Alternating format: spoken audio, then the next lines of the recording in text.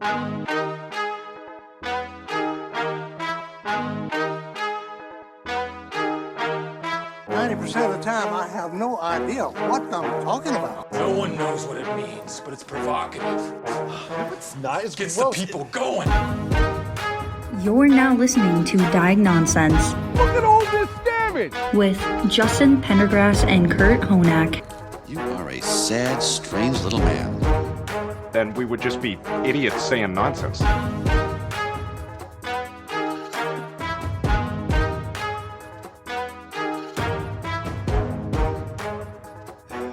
Isaac, which Ninja Turtle do you think that you are? So are we just sticking with, like, the start of the show? We just start talking about cartoons at this point? I don't know. I'm just trying. That was the first thing that came to my mind. Well, I mean, I feel like the Ninja Turtles are closely in line with the Harry Potter houses, actually. Leonardo's definitely Gryffindor. Donatello is definitely Ravenclaw. Mikey's a good Hufflepuff. I wouldn't say that Raphael falls like perfectly into Slytherin, but he is like the closest approximation. So if you're going to ask me which Ninja Turtle I am, then we might as well just talk Harry Potter houses. I don't know that I want to do that. Well, but that's what you're asking me. No. By asking me which Teenage Mutant Ninja Turtle I am, you're just asking me what my Harry Potter house is. And unfortunately, my answer is the same to both questions. Yeah, it's the Hufflepuff. lamest one to pick. No, Yeah, I took the quiz. You are Michelangelo. I took the quiz, and unfortunately, I fall into Gryffindor, so I am the, like, Yeah, I don't see biggest that. weeb. I mean, you can argue with the Let's random see, hold internet on. quiz. that I took. Leadership skills. Come on. Never once did I ever take you for a leader. You are much closer to assistant captain my second year of junior hockey. Not a big deal. Also captain my senior year of Assistant. high school hockey. Which would fall under, like, literally any of the other three Ninja Turtles. No, that would fall under Leonardo, who is the Gryffindor of the Teenage Mutant Ninja Turtle He's team. not the assistant captain. He's the leader. I hate talking about this because it's like automatically as soon as you say Gryffindor, you are the biggest loser of all time, you know? Kurt's obviously Donatello. I don't know. I don't think Am I? so. Because think Kurt's so. a Slytherin, for sure. You Not think so? because he's a bad person. He just is. Is Slytherin full of bad people? Is that what goes on here? I don't think so. Not all of them. I followed like Harry Potter enough to know that like Slytherin had like that guy in it that was annoying. Kurt, have you not Oh, like even we can't watched say his the name. Harry Don't Potter say his movies? name, Kurt. We're not allowed to say his name. Raphael or No. something. No, that's No, the we're back not to the the Ninja Turtles. What? No, what- Isaac, He's I the could guy- see you as Leo. I was just giving you a hard time. I mean, who do you think you are? I would probably be Slytherin as well. I was gonna say that. I don't know. I feel like you're kind of on the line between Between Hufflepuff Slytherin and Slytherin. Hufflepuff. Yep. I would say I'm on the line between like Ravenclaw and Gryffindor. Yeah, I think I there's a haven't lot taken of the test. So Arrogance there. I didn't care to take the test. Hmm. I'm just guessing because of my personality. And I'd say Kurt is kind of on the line between like Slytherin, Ravenclaw. I don't know how to a defend personality myself. matrix. I don't know how to defend Watch myself Harry against Potter, that Kurt. That's matrix. the whole reason we brought up this conversation. I need you to Oh watch my Harry Potter. gosh. Thank you guys for tuning into Diagnonsense. I'm your host, Justin Pendergrass, here with my co-host, Kurt Honak. How you doing, Kurt? Doing great. Bro. Today we're talking about Harry Potter. No, we're not. Okay. We're not. We are going to talk about housekeeping, though. No. Because, so the golf tournament finally happened, so now I can talk about something else. While this is releasing, I'm actually in Washington, D.C., and hopefully I will have talked to some people for My House Podcast, so look out for the next episode of My House Podcast. Wow. It'll Dude, be- how's the weather in Washington right It's now? so miserable and humid. It's the worst. This is like still Who won a the couple golf days tournament? before, I don't know, me. I'm not even playing in the golf tournament, but I probably won because we had a really good live stream. Also assuming that I'm Nostradamus. I'm predicting the future. Oh, okay. So watch out for the next episode of My House Podcast. We talked about my voice. We're taking a break until probably early September, kind of to get season 2 ready. We've got season 1. We're moving into season 2. Redemption is also going to go on a hiatus until about the same time. just really trying to structure things out and line up some guests and then come back in early September because right now everything's crazy with the summer and I get married in late August and I'm not even going to be back till the 3rd. So it's going to be a busy month of August for me in my personal life, but a little bit more relaxed on the podcast side of things. I mean, this show's obviously going to be churning out content because we are the content kings and the content never stops. New rap name. And if we have one more thing. Kurt's rap name. Content King. One more thing not related to the podcast. International Overdose Awareness Day is on August 31st. We're having an event at Nunley Park that's being coordinated by the Opioid Task Force. Bacon is better than drugs. There's going to be bacon cheeseburgers there, 12 to 4, events 5 to 7. Show up, get some bacon cheeseburgers, hang out, learn some stuff, heal with your community. It's going to be a good time and also something that I think is going to be impactful for our community. So come on down. Awesome. Yeah. Kurt, Yes. dude, how was your trip? It was awesome. Yeah? You get some self-care in? Yeah. I think, just the biggest thing was just getting away from all the politics stuff. We're watching, I think everybody's watching politics right now, and just exploring, who am I? What is the world? What is the state of the world? Who do I have to be in the world? And just to go out on the beach and just catch fish and just forget all that was just like, okay, we're human beings. We have to catch food. Yeah. It was I am man. You know what I mean? I am man. It's, Grab fish with hats. dude. How many fish did you get? Say that, but there was a fish that literally people were almost pulling them out of the river.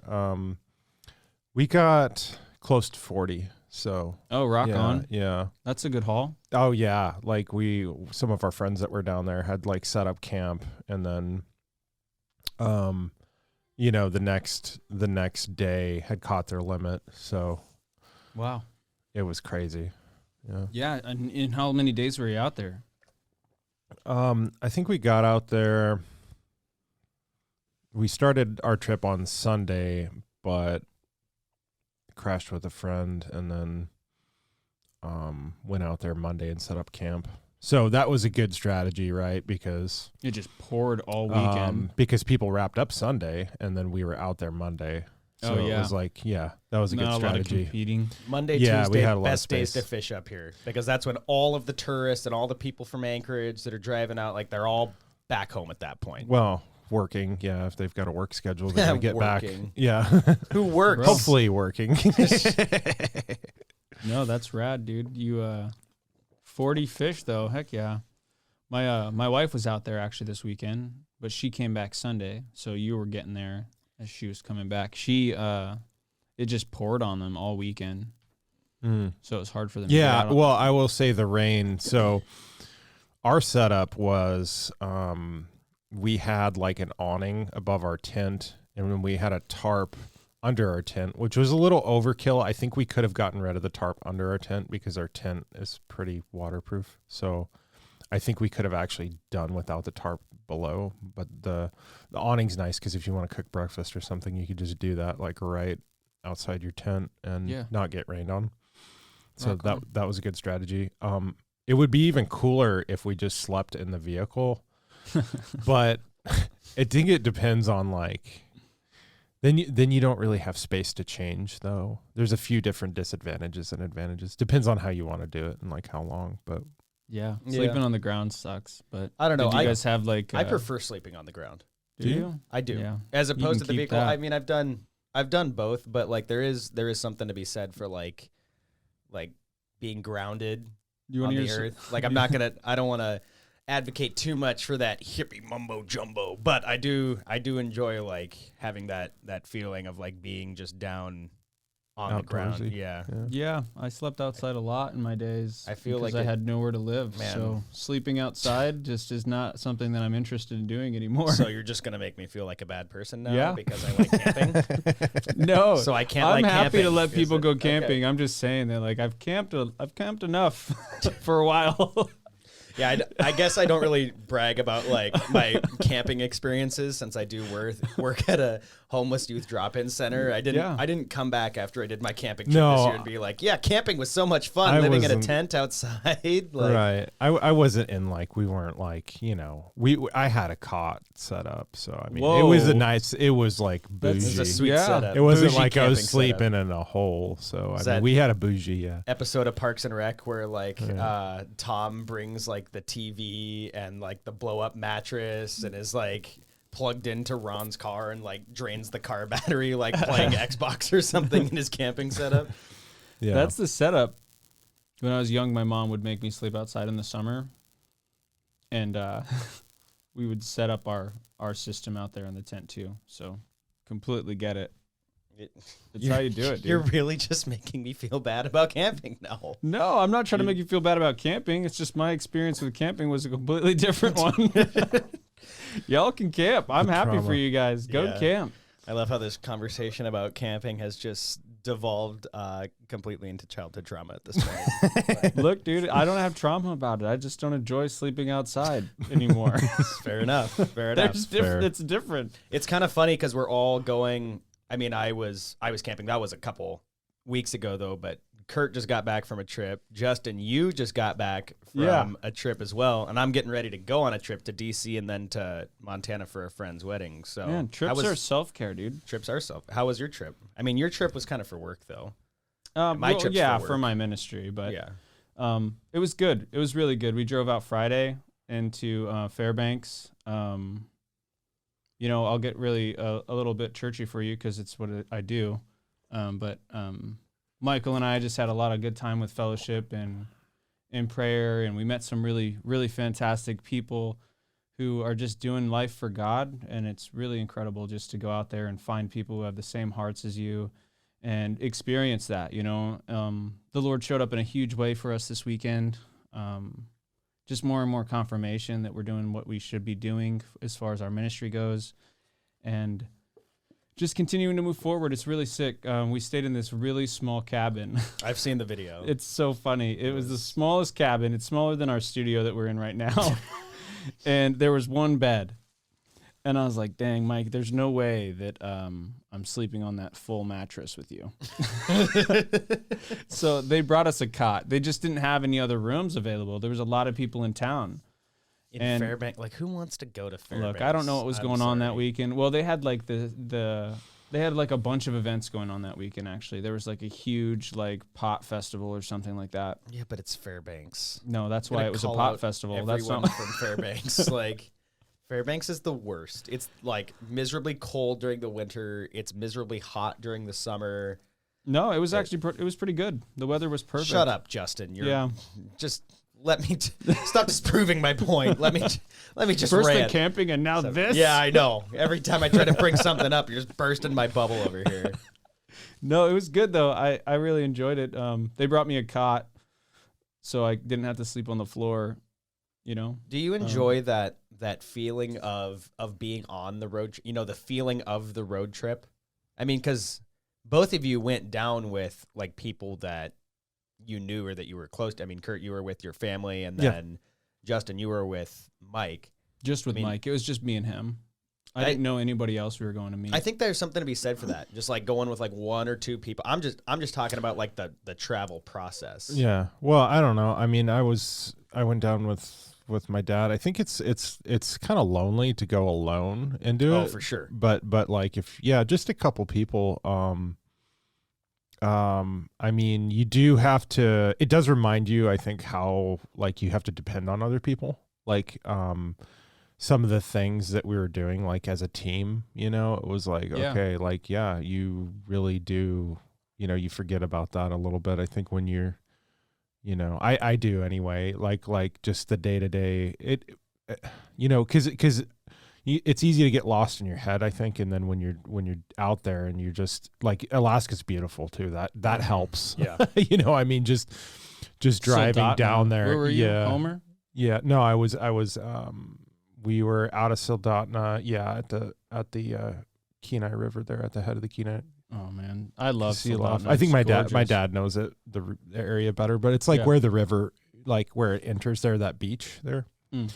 And yeah, I mean, it's just, I don't know, you know, I like more people. I mean, but it does remind you of how, like, you know, you have to you cohabitate with other people, and you know, Bro, I took and you have to, you know, work as a team to get stuff done. You know? I took an extra day off just to rest, because I wasn't going to get my day of rest this week. So I took Monday and just relaxed, because, you know, I love being on the road. You know, I think that it's awesome. I have a lot of fun when we do it, get to see and experience different things.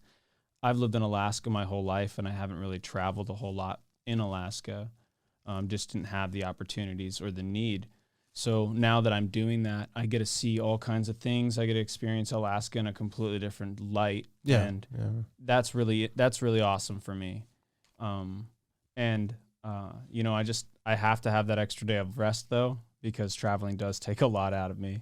You know, I drove 6 hours into Fairbanks on Friday, and on Sunday I had to drive back. So the 12 hours, you know. Well, the reason I ask is because I think that some of like the best conversations that I've had have been with like one person on just in the car driving. Yeah. You know, it really opens up that space, because what else are you gonna do while you're sitting there for 3, 4, 8? Especially to Fairbanks, where your cell service goes out. Yeah, your cell service 2 miles. goes out immediately. Yeah. So, I mean, I think that we're kind of talking about self-care, you know, these trips as self-care, and I think that's the biggest thing for me as far as self-care goes, is just spending, like, when you're trapped in a car with someone. I probably shouldn't say trapped, but when you're in a car with trapped, you can't leave in the trunk. No, when you're with, like, you know, one or two people in the car and you're driving, I mean, it really just facilitates that space to be able to have conversations about, you know, whatever's on your mind. It's like, it's kind of like group therapy. Mike and I do a lot of planning on the road. So like, what's next? What's going on next? Like, we pray a lot. We just, you know, it's like fellowship between the two of us, you know, an opportunity for us to be outside of our normal chaotic environments. Yeah. Which, I mean, we always miss our wives within about, you know, 6 hours of being gone. Simp. You know. Sure. I'll take that one. For real. I do. I always miss my wife. You're simping for your wife? Pathetic. But for real, it's like when you're constantly around your family and then you're gone for even 6 hours or so, it's like, dang, I wish they could have come with. So we're trying to figure out how we can find the right balance in that, because being on the road, it's self-care to have your family with you too. Sometimes it's self-care to not have your family with you. I know. I will say. I will say. Me. And you have just gone on a trip without your family. I was just on a trip with my family in November. The state paid for, they have 3 foster kids that they have had for like 2 years now, and the state paid for them to take a vacation, and then me and my fiance tagged along. And that was the first time that I'd like been on a vacation with my family, you know, like parents and kids in a while. And it was for the first bit, it's like really nice, because you get that like family feeling, family vacation feeling. And I'm like, man, like normally I've just been doing these trips by myself. And then like towards the end of the trip, I'm just like, yeah, I'm ready to just travel by myself through the airport again. Spend some me time. You got to find that balance, right? Because it just depends on the length of the trip. Like if we're going on so we're actually, there's some people who are talking about our ministry coming out to Florida and doing some stuff. And if we end up doing that, then it's going to be a quick trip. It's not going to be a like, hey, let's pack up all 5 of our kids between me and Michael's family. And right. His kids are all under 5, and I have one under 5, and then I have a 10-year-old who the 10-year-old's not as, you know, difficult to travel with, but, you know, it does get a little overwhelming sometimes. And I know that, like, because me and Michael would be there working, him and I've had this conversation, our wives would be taking on most of that responsibility with our Right. children, and it's already chaotic enough. So if it's like a week or something, we're going to try to be bringing our families just because there's going to be more downtime for us to be able to help them. But if we're only going for a weekend, then we just, we're just going to go and come back and then rest so that we don't have to. It'd be easier on my family. It's easier on his family. And that's just kind of how we got to do things for now. Well, and that family vacation was really fun. But I'm also looking forward to this trip down to Bozeman because it'll just be me and my fiance. And, like, we'll be staying with other people and, like, friends and stuff. But, like, we'll have those moments where it's just us traveling too. And even on that vacation, I think we found a good balance of, like, doing stuff with my family and then also, like, doing one or two activities that were just the two of us. And then, like, even with my dad, like, me and my dad went golfing for a morning that was just the two of us. So when life is all about balance, but you gotta, I think it's good to have both of those experiences when you're traveling and really just appreciating the time that you have no matter who you're with. Because I always feel you're talking about taking a day off after you get back. For me, I almost feel the opposite. Like, I can't wait to get back to work by the end of a vacation or something. Just because I feel like I haven't been doing anything, and I'm like, but I have to catch myself and be like, it's okay that you're not doing anything. Like, you got to enjoy this moment, that you enjoy the experience that you're on. I was just talking, Kurt, you were going to say something and then I want to dive into I what was just thinking, as far as traveling with family. It's interesting traveling with my dad, right? Cause he's got over 1 million miles trucking. And I just, so he has a story about like every street in Alaska, you know what I mean? So like we'll be traveling and I'll be like, you never told me that before. You know what I mean? Like, or you've heard the story 10 times. Well, yeah. I mean, but most of the time it's something I'm learning something, So that is very valuable. And just like, you do get to know somebody differently when you're having to do that. I was gonna ping off of what Isaac said about it's okay to not be doing anything. I had this conversation with someone the other day. It's like the world has gone to this point where it's not okay to be bored anymore. Yeah. Like you constantly have to be working your mind. But then I was like, well, it's kind of like a truck. If you're always running the engine and you never turn it off and you never let your vehicle stop going, it's going to wear that vehicle out a lot faster. I've really been struggling with this lately. Yeah, so I'm trying to find my balance, which is why I took that day of rest, because I just needed to not do anything. And I did do a couple of things around the house, but like I caught myself a bunch going into the studio and working on something. That's the thing. It's not even that I'm not at work. Like, it's just, even when I'm not at work, I'm like, oh, I'm gonna go golfing, and then I have this scheduled for later in the day, and then I'm gonna go do this. Or like when we did that camping trip, we didn't have service, and so I put my phone on airplane mode and just put it in the bottom of my bag and like went and sat outside for a little bit, and like 2 hours went by and I was just like, oh my gosh, like I haven't done anything other than sat in this hammock and kind of stared at the sky. But it was good, because I had that disconnect finally. Because normally, like, every waking hour of the day, we're either like, interacting with someone, or we're on our phone, or we're on, doing something. Like, I didn't realize how much, like you said, like how much my engine was running until I like actually had something stop me from. We're entertaining our minds away. Yeah. And I'm trying to find my balance. No, it's like these trips, they give us an opportunity to disconnect from what is constantly our reality. And then I'm in places where I'm like, I can't use my phone because I'm so busy doing other things and connecting with people and talking to people. And that's great, because I'm not constantly trying to find a way to entertain my mind. Yeah. Like, I had so much downtime this weekend. Mike and I just drove around a little bit and talked. Right. Like, and I'm not touching my phone while I'm driving, so it's just sitting off to the side. Not every time. I'm guilty of being a bad person sometimes. But, it's just like I don't need my phone because I'm driving around and we're just talking. And, you know, we were bored. We didn't have anything going on, but that was okay for a while. It's okay to be bored sometimes. Well, boredom, what does boredom create?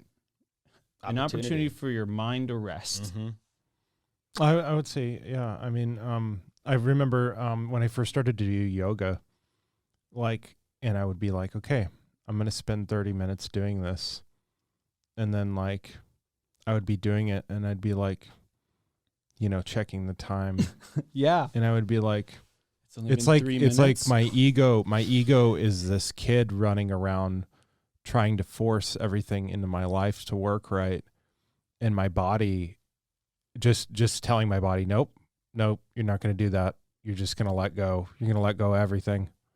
And just the how healthy that was for me. And I got a little bit of that going fishing, right? Because you're sitting there on the beach and you're sitting there, and sometimes you're sitting there and you're not necessarily getting fish, and you're just sitting there with the net, right? And because we were dip netting, and I was like, you're just standing here. That's okay. Fishing is great for that. No, and it is. It's mindless until it's not. Fishing is such a great reset for me, because even those days where you go out and you don't even have anything on the line the entire day, like if I stand in the same spot of the river and I'm just looking across the bank, and it's Alaska, so you always have something to look at, but you're in that rhythm of just casting, reeling back, and you're not looking at your phone, and you're just in that moment. That's such a great reset for me. That's honestly the biggest thing that I enjoy about fishing, is just having that reset. Right. And I don't go fishing very often. Loser. Well, it's well, now I'm going to share literally with you wearing my trauma. a fish on your jacket. I'm going to share with you my trauma. When I was a kid, my grandfather beat me with a fish, so now I don't go fishing. Nope, my dad was not a fisher. He didn't hunt, he didn't fish, he didn't take me on any of those things. So you are going to ruin fishing for me too? It's just an episode of ruining things for Isaac. Making me feel like a bad person for enjoying nature. No, I want to go fishing. I've just never been taught how to do it effectively, and we could go fishing. I would love Silvers to. Are going to be I just don't know. I don't know what I'm doing. We'll go fishing, Justin. Oh, I'm going to commit to going fishing with you this summer. Thanks, Dad. You're welcome. Oh gosh, this is getting way too real. Getting uncomfortable in the studio. No, I think fishing's a great way to just, unwind. I've been a very few times. My buddy Steven took me out a couple times, and I caught my first fish. It was a trout, which is nothing, but that was awesome for me. Yeah. And I got a little bit of that hunger for it, and then it was winter, and I just never went back to doing it. And you go ice fishing. Yeah, I would love to do that too. Ice fishing is more Definitely about commitment. the people you're going with for me. Because my favorite thing to do ice fishing is go get a bunch of bad deli food, hot deli food from the store, and then go out JoJo's? on the JoJo fries, cheap chicken tenders, and fake mac and cheese, and buffalo wings, and then go out and just sit in my snow pants all day over a hole in the ice, and that is more fun than actually catching. I would fish do for me. that. You I would do that in a heartbeat. So we're gonna commit to going ice fishing this winter too. Yeah, but we don't want to commit on the podcast because then people are going to be watching for pictures. No. We could live stream. We could do a live ice live fishing podcast. Diagnonsense on ice. The content kings. The content We just keep generating content. You can't stop us. Kurt, No. that is your rap name, Content King. That's You're signed to that might Nuisance be Music fair. now. Yeah. I mean, I'm taking 80% of your royalties. Man, this is Just like everybody else. This is a commentary on the music industry. yeah. Oh my god. I feel very at peace. I feel like this has been a nice, relaxing episode. Yeah. What's our takeaway from this for everyone? Get I would out say there. disconnect from everything. Disconnect. Go on a trip, even if it's just somewhere local this weekend. Yeah. Disconnect. It's okay to be bored. Yeah. It's okay. Enjoy what Alaska has to offer, whatever place you're in has to offer, and take advantage of opportunities to practice self-care, even when it's as simple as just doing a little 1 hour road trip with someone. Or sitting there for 30 minutes in yoga, like Kurt said. Hey, Yeah. I mean, sometimes you got to get it in bite sizes because that's all you got. But I mean, Find time to be bored. Namaste. Make time to be bored. Make time to do nothing. Schedule it in. Schedule it in. Schedule your nothing time in. All right, guys. Thank you for tuning into Diagnonsense. I'm your host, Justin Pendergrass. I'm here with Kurt Honak. Anything else, Kurt? It's going to turn into an ASMR podcast at the I'm going to let it be. We're just going to let it go. You're going to just let it go. be? We're just going to let it go. I'm still having a hard time believing that Isaac is Leonardo. You know. I mean, I have always gravitated to Donatello, honestly. I mean, Yeah. Donnie's You're kind of a good tech dude. guy over there, so A that little would bit of make a sense. tech guy, yeah. I mean, also the bow staff is kind of slept on. I got you like know? a Mikey / Raph vibe. Yeah, most for, of the time. for sure. For sure. I think you're Raph. more Raph than Mikey. Yeah, but I mean, because our personalities aren't black and white, we can be a blend. I'd say like I'm in between a Leonardo and a Donatello. You're in between a Raph and Mikey. what if we're all of them? Kurt's like a Donatello Raph in the Teenage Mutant Ninja Turtle personality matrix. I don't know that Kurt's rage though matches Raph's. That's probably where he gets the calmness from Donatello, and then like the strength Exactly. from Raph. Yes.